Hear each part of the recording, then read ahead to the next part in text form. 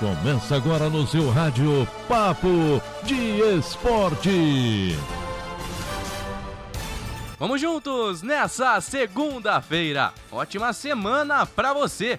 Começo falando sobre o UEFA Champions League, que tem os duelos de oitavas de final definidos e vai ter Neymar contra Messi. As oitavas de final ficaram definidas da seguinte maneira: o Borussia Mönchengladbach enfrenta o Manchester City, Lazio encara o Bayern. Teremos também o duelo Atlético de Madrid-Chelsea, Leipzig e Liverpool, Porto e Juventus, Barcelona e Paris Saint-Germain, Sevilha contra Borussia Dortmund e Atalanta contra o Real Madrid.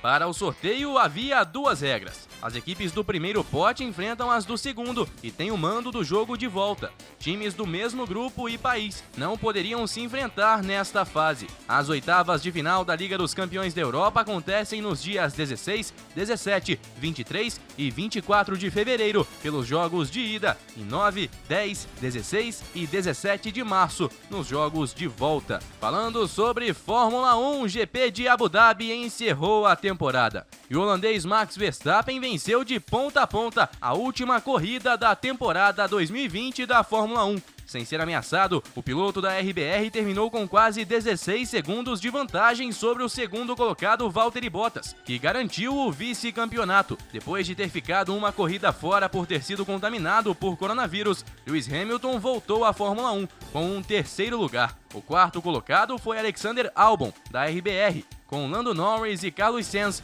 da McLaren, em quinto e sexto. Daniel Ricciardo, da Renault, ficou em sétimo, à frente de Pierre Gasly, da AlphaTauri, enquanto Esteban Ocon, da Renault, passou Lance Stroll na última volta para ficar em nono lugar. Com o 10º lugar do canadense rendendo apenas um ponto, a Racing Point perdeu o terceiro lugar no Mundial de Construtores para a McLaren. No entanto, Sainz ainda pode ser punido por uma irregularidade, ao ter entrado lento demais para o pit stop.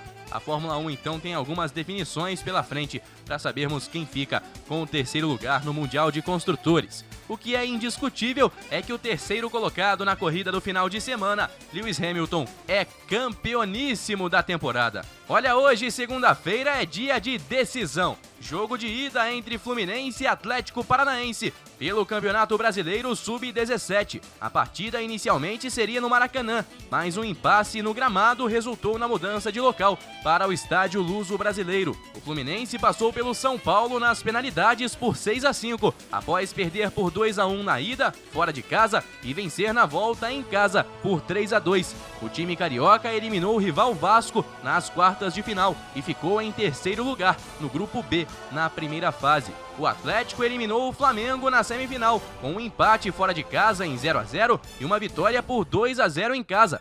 Nas quartas de final, o time atleticano passou pelo Grêmio. Na fase inicial, o Furacão terminou na segunda colocação do Grupo B, atrás do São Paulo. O jogo de volta está marcado para a próxima segunda-feira, dia 21, às 15 horas, na Arena da Baixada. É a decisão, então, no Campeonato Brasileiro Sub-17, entre o tricolor carioca e o Furacão. Vamos falar agora do Campeonato Brasileiro da Série A. Rodada de número 25 encerrada no final de semana. Jogaram Bragantino e Fortaleza no sábado e deu massa bruta, 2-1 no Nabi Abichedid. No duelo de Atléticos, o Mineiro levou a melhor, 1-0 na Arena da Baixada. O Palmeiras venceu por 3-0 o Bahia no Allianz Parque. O Inter venceu em um jogo polêmico o Botafogo, 2-1 no Beira-Rio, e bastante reclamação do lado alvinegro, além de um lance bizarro protagonizado por Kevin, que resultou no segundo gol do time de Abel Braga. No Castelão, o Ceará perdeu por 2-1 para o Atlético Goianiense. Goiás e Grêmio ficaram no 0-0 no estádio da Serrinha.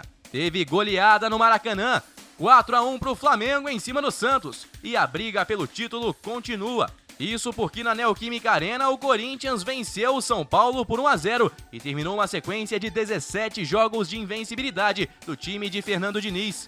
O Sport venceu por 1-0 o Coritiba, na Ilha do Retiro, e se manteve fora do Z4. Em São Januário, frustração para os tricolores e alívio para os vascaínos. 1-1, o Fluminense abriu o placar no início do primeiro tempo, e o Vasco veio empatar com um gol salvador de Germancano no finalzinho da partida. Na tabela de classificação, o líder ainda é o São Paulo, com uma vantagem menor. Agora são 4 pontos em relação ao Atlético Mineiro, que tem 46. O Flamengo aparece com 45 e um jogo a menos. Palmeiras tem 41. A dupla Grenal também tem 41 pontos e completa o G6. O Fluminense vem sétimo com 40. Santos tem 38. Agora um espaço de 5 pontos para o Corinthians, que aparece em nono com 33.